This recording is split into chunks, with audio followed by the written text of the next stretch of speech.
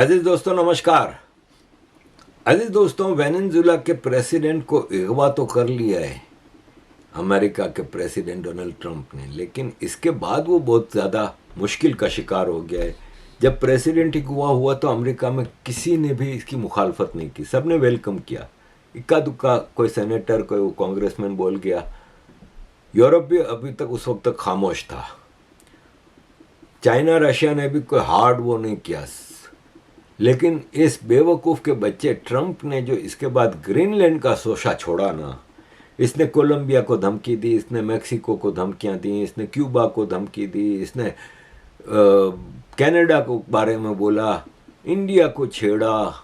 लेकिन इसने जो ग्रीनलैंड का छेड़ दिया ना, और ग्रीनलैंड के हवाले से इसने जो सख्त बयानात दिए ना, उससे फिर मामलात ख़राब हो गए। अब क्या हुआ कि इसके अपने मुल्क में अमेरिका में सेनेटर कांग्रेस सब खड़ी हो गई। इसके एलाई जो सबसे बड़ा एलाई है यूरोप, वो दुश्मन बन गया। यूरोप इस वक्त अमेरिका को अपना रशिया से बड़ा दुश्मन मानता है। इटाली की जियोर्जियो मेलोनी, फ्रांस का मैक्रोन, जर्मनी का चांसलर, इन सब ने कहा है कि हमें अब रशिया के साथ नेगोशिएशंस करनी चाहिए। अब तक ये हार्ड लाइनर थे, रशिया यूक्रेन वार में नेगोशिएशंस की बात नहीं करते थे, डोनाल्ड ट्रंप नेगोशिएशंस की बात करता था। लेकिन अब ये कह रहे हैं हमें रशिया से, क्योंकि इनको पता चल गया है कि हमारा सबसे बड़ा दुश्मन भाई साहब यूरोप का ये है डोनाल्ड ट्रंप। देखें, ये स्लोवाकिया के प्रेसिडेंट हैं, प्राइम मिनिस्टर हैं रॉबर्ट फिको। इन्होंने कहा है कि वेनेजुएला में अमेरिका ने जो किया है ना, इसके बाद ग्लोबल ऑर्डर कोलैप्स कर गया है। और जो वर्ल्ड वार 2 के बाद दुनिया में एक ऑर्डर चल रहा था, यूनाइटेड नेशंस थी, इंटरनेशनल लॉ को काफ़ी हद तक रेस्पेक्ट दी जाती थी, अब वो ख़त्म हो गया है। कह रहे हैं अब इंटरनेशनल लॉ कहीं भी अप्लाई नहीं होता। मिलिट्री फोर्स जिसके पास है वो अब उसको जहाँ मर्जी चाहे यूज़ कर सकता है। यूनाइटेड नेशन सिक्योरिटी काउंसिल और ये सब है ना, अब ये कुछ भी नहीं रहे। और ये है कि इसने कहा यूरोपियन यूनियन को देखना होगा कि किस तरह रिस्पॉन्ड किया जाए। देखें, अमेरिका ने यूरोप को तो तबाह कर दिया। रिटायर्ड फ्रेंच जनरल हैं माइकल याकोवलेव, कह रहे हैं कि नेटो कलेप्स कर जाता है अगर ट्रंप ग्रीनलैंड के हवाले से थोड़ा भी कोई एक्शन लेता है। यूरोप पूरी फोर्स यूज़ करेगा अमेरिका को फिर यूरोप से बाहर करने के लिए। हम अमेरिका से वॉर नहीं करेंगे, लेकिन हम उनको हमारे इलाकों से निकाल देंगे, चाहे वो रैमस्टन है, चाहे वो नेपलस है, किसी भी जगह पे हम इनको नहीं रहने देंगे। हम नेटो ख़त्म कर देंगे और उनको किक आउट कर देंगे। अजीज़ दोस्तों, ये अमेरिका के यूरोप में मिलिट्री बेसिस हैं। आप अंदाज़ा लगाएं कि सिवाय फ्रांस और आयरलैंड के पूरे यूरोप में इनके पास अड्डे हैं। और इस ग्रीनलैंड की जहाँ तक बात है ना, तो ग्रीनलैंड में भी अमेरिका का एक मिलिट्री पोस्ट है। लेकिन डोनाल्ड ट्रंप है ना, वो एक लालची इंसान, पावर के नशे में धुत, वो ये समझ रहा है कि मैं सब कुछ कर लूँगा। अब ये देखें, जिस तरह इसने सबसे पहले वेनेजुएला को पकड़ा और फिर इसके बाद इसने ये जिसकी मर्जी आती है उसको उठा के ले जा रहा है, सबका सामान लेके जा रहा है, सबके ऊपर हमले कर रहा है। ये इस वक्त आप यूं समझ लें कि एक बदमाश बना हुआ है जो जिसके दुकान से चाहे वो एक्सटॉर्शन कर रहा है, जिसके उससे कर रहा है। यूक्रेन, वेनेजुएला, यूक्रेन का क्या है आप मुझे बताएं। यूक्रेन की वॉर किसने शुरू की? इसी अमेरिका के नेटो ने की ना, क्योंकि नेटो अमेरिका का गढ़ है। नेटो का 50% बजट तो अमेरिका देता है। नेटो की जितने अड्डे हैं उसमें अमेरिका की फौज पड़ी है। तो यूक्रेन में बाइडेन सरकार ने जंग शुरू करवाई थी और उसमें यूरोप आगे आगे था। यूरोप दुमछिल्ला बना हुआ रहा है हमेशा अमेरिका का, और इसका नतीजा ये निकला कि आज यूरोप तबाह है। और यह है कि अब यूरोप, ये आपको याद होगा मैंने इसका इंटरव्यू किया था, ये जो ऑस्ट्रिया का है फैलिंगर, मुझे लोगों ने बहुत कहा कि यार तुमने इसका इंटरव्यू किया, ये एक्स इंडिया को तोड़ने की बात करता था और नेटो इनलार्जमेंट की बात कर रहा था कि हम नेटो को और आगे बढ़ाएंगे, इवन कह रहा था पाकिस्तान को भी हम नेटो में लेंगे। अब ग्रीनलैंड वाले मामले के बाद इसका इंटरव्यू चला है कि अमेरिका अगर ग्रीनलैंड की तरफ आंख उठा के भी देखेगा तो नेटो ख़त्म हो जाएगी, हम नेटो को ख़त्म कर देंगे, हम अमेरिका को तुम्हारे सारे बेसिस से निकाल देंगे, यूरोप में जितने तुम्हारे बेस हैं, जितनी तुम्हारी एसेट्स हैं, सब में से तुम्हें यहाँ से निकाल देंगे। If you take it, we take every single base of the Americans from Aviano to Ramstein, from Romania to all the other military bases will be confiscated and you will lose it. And the whole position of American power since World War II, if you take Greenland, you have to leave. It's very simple, Mrs. Miller. This is the leverage we have. You need these bases for global power protection. You won't have it. And we can defend ourselves very well, and we will do that without the US nuclear shield, without the US troops in Europe, without the American bases. We will simply run these bases ourselves, and we run your boys home into Chicago and Ohio. And goodbye. If you go extreme, we go extreme as well. Be sure about it. अजीज़ दोस्तों, मैं ये कह रहा हूँ कि देखें, इसको कहते हैं कारमा। जो एक्स इंडिया की बात कर रहा था, आज एक्स नेटो इसका बन गया है। तो मैं ज़्यादा इन लोगों से बहस नहीं करता। मेरी एक आदत है सोशल मीडिया पे, मुझे इतनी, क्योंकि मैं कई ग्रुप में हूँ, जैसे व्हाट्सएप में, उसमें प्रो इंडिया भी ग्रुप्स हैं और प्रो अगेंस्ट इंडिया भी ग्रुप्स हैं। मैं कहीं, आप मुझे किसी एक ग्रुप में नहीं देखेंगे कि मैं कोई पोस्ट करता हूँ ये वो। दूसरे जो यूट्यूबर हैं ना, वो अपने ट्विटर पे भी अपनी यूट्यूब, जैसे यूट्यूब की वीडियो लगाएंगे यूट्यूब पे, ट्विटर पे भी लिंक लगाएंगे, फेसबुक पे भी लगाएंगे, इंस्टाग्राम पे भी लगाएंगे, व्हाट्सएप में जितने लोग हैं सबको भेजेंगे इनकी उसमें। मेरे व्हाट्सएप पे तकरीबन 4000 से ऊपर हैं, 5000 से नीचे हैं लोग व्हाट्सएप पे। मैं कभी किसी को नहीं भेजता, मैं किसी ग्रुप में नहीं लगाता। मैं अपने ट्विटर पे भी मेरे लाख से ऊपर फॉलोअर हैं, मैं नहीं लगाता। जिसने देखना है यूट्यूब पे आके देख लेगा, मैं क्यों लोगों को फोर्स करूं। इसी तरह मैं कभी भी सोशल मीडिया पे इंटरेक्ट नहीं करता। मुझे ट्विटर पे, फेसबुक पे 50 बार मुझे लगता है कि यार ये इसको जवाब देना चाहिए, साला ये झूठ बोल रहा है, ये बकवास कर रहा है। फिर मैं कहता हूँ मेरे जवाब देने से वो बदल जाएगा क्या? एक आदमी अगर ISI की दिहाड़ी पे है, वो मेरे जवाब देने से बदलेगा? उल्टा मेरी एफर्ट ज़ाया होगी, वो और जवाब देगा, मैं और जवाब दूंगा। मेरे पास इतना टाइम नहीं होता भाई। मेरे पास सबसे बड़ा मसला मेरा टाइम कंस्टेंट है। मेरे जो हालात चल रहे हैं उसमें मुझे कामकाज भी दिहाड़ियाँ लगानी पड़ती हैं ताकि मैं घर के खर्चे चला सकूं। मैं मुश्किल से यूट्यूब की वीडियो बना पाता हूं। मेरे 50 मसले हैं भाई, तो मैं फिर जवाब नहीं देता। तो इसको भी मैंने कभी जवाब नहीं दिया। अभी भी मैंने इसका इंटरव्यू देखा तो मेरा दिल किया कि मैं इसको फ़ोन करूं और उसको बोलूं, कहाँ भाई क्या हुआ, तू तो नेटो बढ़ा रहा था, इंडिया तोड़ रहा था, तो तेरा अपना नेटो टूट गया। लेकिन बहरहाल ये डोनाल्ड ट्रंप की बेवकूफ़ी है। देखें, साफ नज़र आ रहा है कि वो जंग की तरफ जा रहा है। पहले तो मैं आपको ये बता दूं कि ये व्लादिमीर पुतिन, इसने कहा ब्रिटेन ने 171 मुल्कों पे हमले किए, फ्रांस ने 22 अमेरिका के प्रेसिडेंट मार दिए हैं 1963 से लेकर अब तक, और अमेरिका ने के 750 मिलिट्री बेसिस हैं 80 मुल्कों में, 80 कंट्रीज़ में। और आप रशिया से परेशान हैं कि रशिया के इंटेंशंस गलत हैं। देखें, Jimmy Carter, El Salvador, Guatemala, Angola, Afghanistan, Ronald Reagan total Soviet Union को क्रश करने में लगा रहा और कामयाब रहा। उसकी वो पॉलिसी ऐसी थी, मुझे कोई कहता है ना कि तुम्हारी नज़र में अमेरिका का सबसे बेस्ट प्रेसिडेंट फॉर अमेरिका कौन रहा, तो मैं समझता हूँ रोनाल्ड रेगन अमेरिका का बहुत स्ट्रांग प्रेसिडेंट था। आज जो अमेरिका बदमाश बना हुआ है ना पिछले 30-40 साल से, वो रोनाल्ड रेगन की पॉलिसीज की वजह से बना है। वरना दुनिया में एक कोल्ड वॉर चल रही थी, इसने कोल्ड वॉर जीती है। और कोल्ड वॉर 1917 से लेके 1987 तक 70 साल चली है। और 70 साल बाद रेगन ने जीती।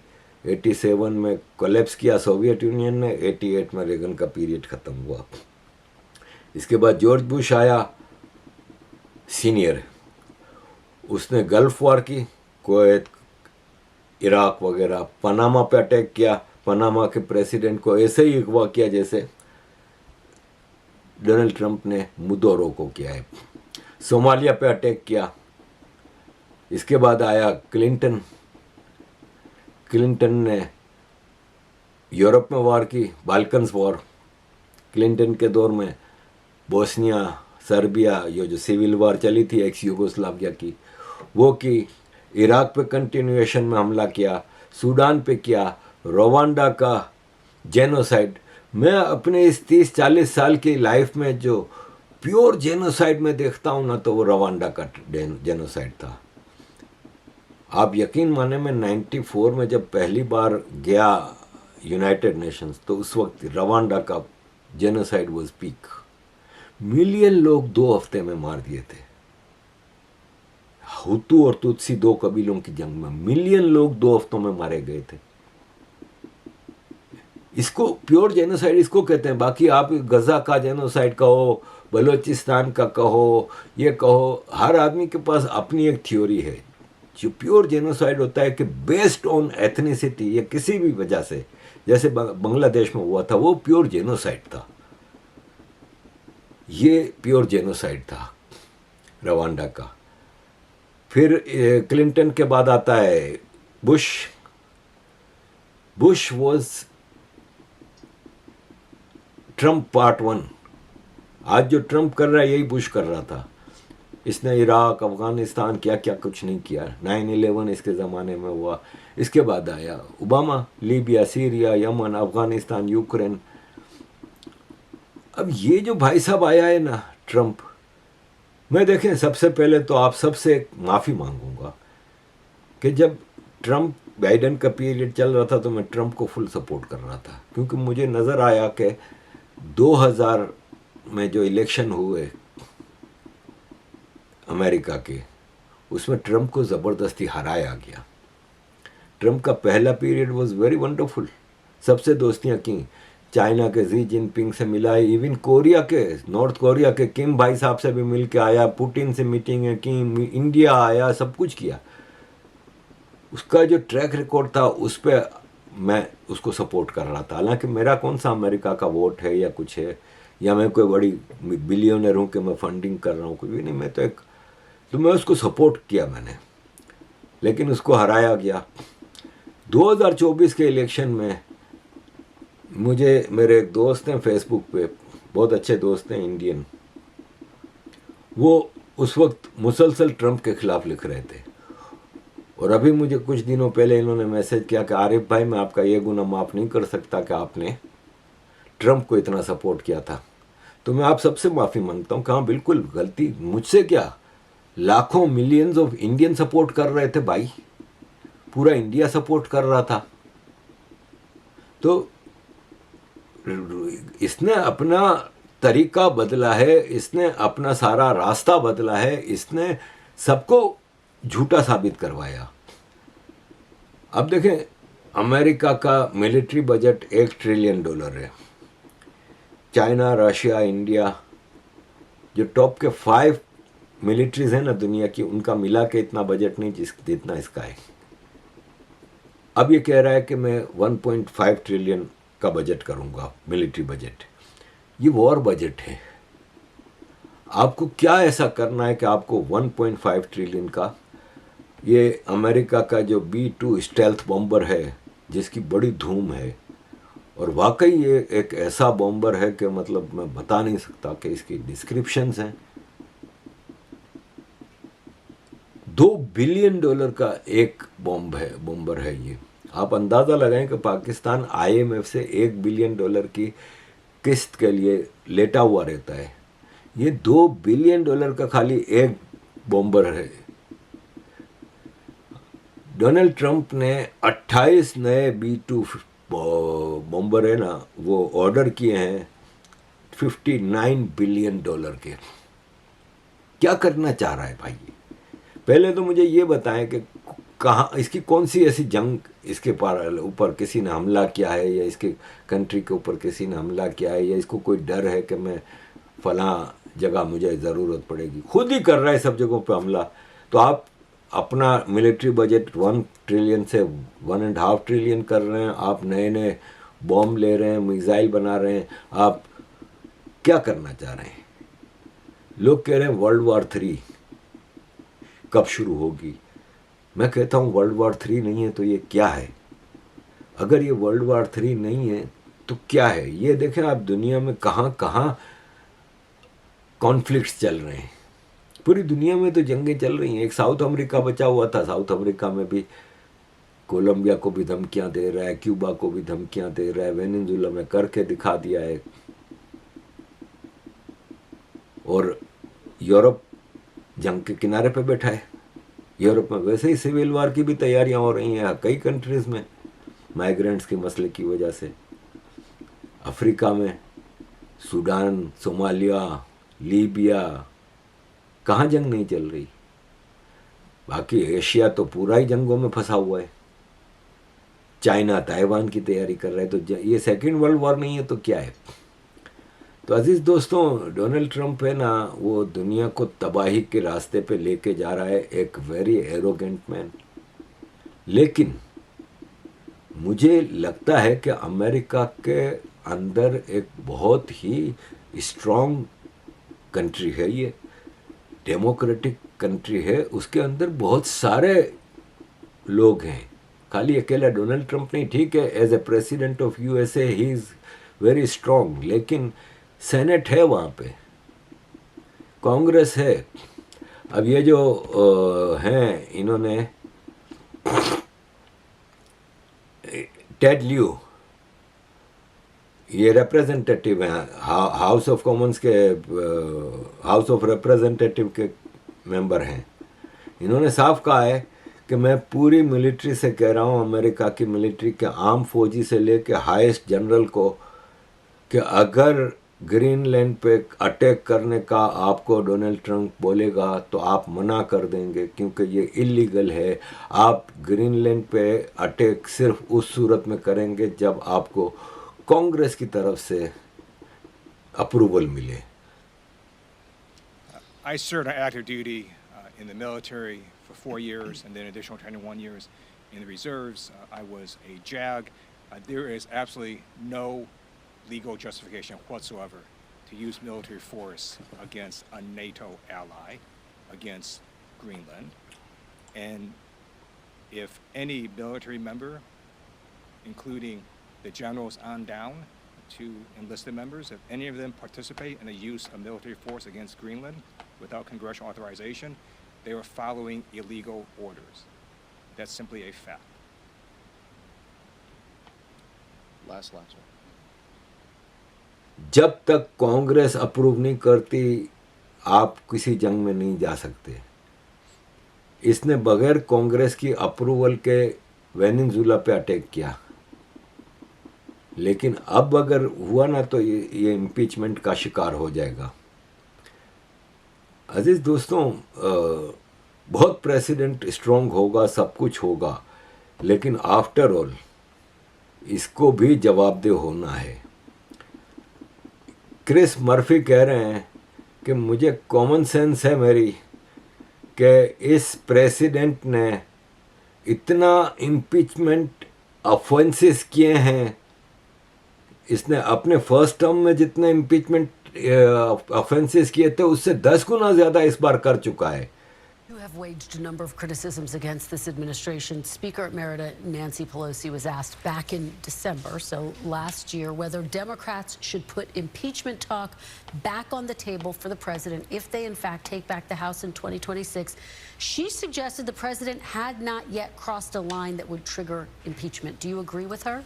Well, as you know, I would be a juror in an impeachment trial, Yes. so I don't generally give advice to the House on whether or not they should impeach. But listen, I have common sense, and so I know that this president has committed 10 times more impeachable offenses in his second term as he did in his first term. He is stealing from the American people. The amount of corruption that he is involved in, taking a luxury private jet from Qatar, trading national security secrets to a foreign nation in exchange for a $2 billion investment in his cryptocurrency. That is wildly corrupt. The House will make their own determination, but I don't think it's any secret that the president's level of corruption and illegality is nuclear grade in his second term compared to his first term. So it sounds like you. ये corrupt आदमी है, इसने Qatar से एक luxury jet की रिश्वत ली है, ये क्रिप्टो में अपनी फैमिली का बिजनेस बढ़ा रहा है, इन्वेस्टमेंट करवा रहा है, ये करप्शन का न्यूक्लियर बॉम्ब है। अजीज दोस्तों, इसको पकड़ने वाले बैठे हैं। ये जॉर्ज बुश के 2004 से 2008 तक जो डिफेंस सेक्रेटरी थे ना,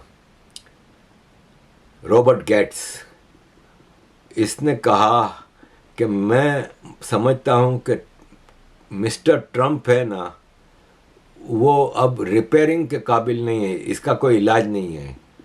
ये एक हद से ज़्यादा ज़िद्दी, uninformed, unqualified and unfit commander in chief है।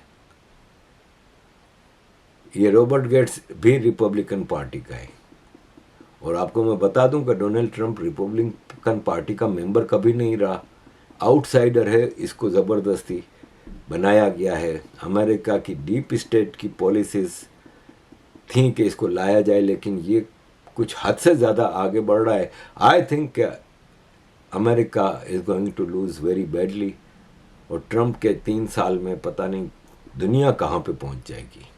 अजीज दोस्तों, thank you very much for all your support. Kindly keep supporting.